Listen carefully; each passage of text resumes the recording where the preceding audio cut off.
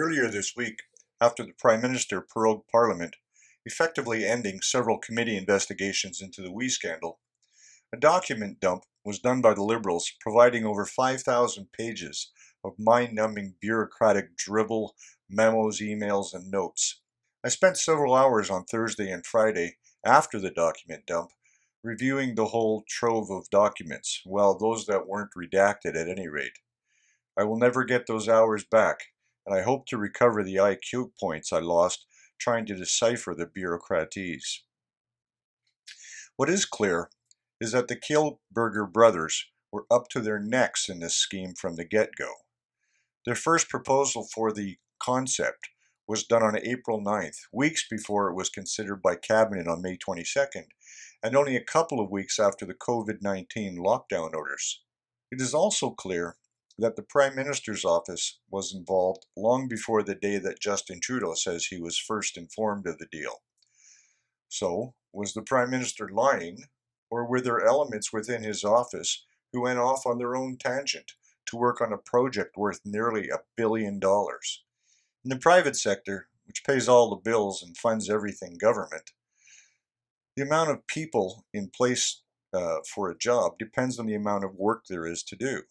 In the public sector, paid for by the private sector, the amount of work increases based on the number of people there are to do it. It's backwards. That is so evident in reviewing these documents.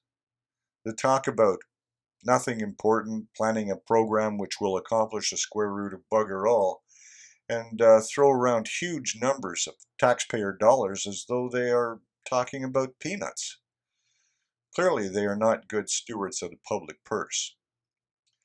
Not that this is a surprise when we are talking about a government that is running a deficit in excess of $300 billion and a national debt of over $1 trillion for a country of just 35 million people. Clear as well are the Kielburgers are way too close and palsy with senior members of the Liberal government. An email to Finance Minister Bill Morneau is started with the salutation, "Hi Bill," as opposed to "Dear Mr. Minister," or to the Chief of Staff and the PMO as "Hi Katie," as opposed to "Dear Miss Telford," as one might expect in an official communication. There are so many anomalies in the explanations offered by the Finance Minister and the Prime Minister in their testimony before the Parliamentary Finance Committee. As well, starting with the claim by the Prime Minister that he only heard of the project on May the 8th. There was a COVID committee meeting on May 5th with all senior players attending, which approved in principle the appointment of we as a third party to deliver on this incredibly expensive boondoggle, according to a timeline supplied by the Privy Council office. Not included in that timeline is any reference to a phone conference that occurred on April 18th, which prominently mentioned we according to the notes of that call. It is not clear who made the notes. Also striking is what can only be described as a CYA memo authored by Christiane Fox, the Deputy Minister of Intergovernmental Affairs.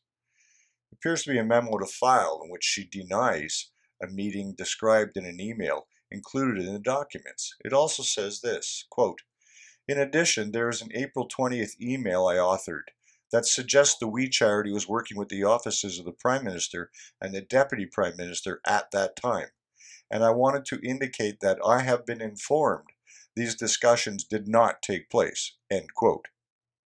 What? The date of the memo was August 8th, weeks after the scandal broke and the Prime Minister was already under fire from all sides. Whatever else may have been achieved by the document dump, it has not cleared anything up. If anything, the documents further muddy the waters and show, at the least, the PMO was up to their elbows in this whole mess very early on. It also shows how fast and loose the Liberals and the bureaucracy play with taxpayer dollars.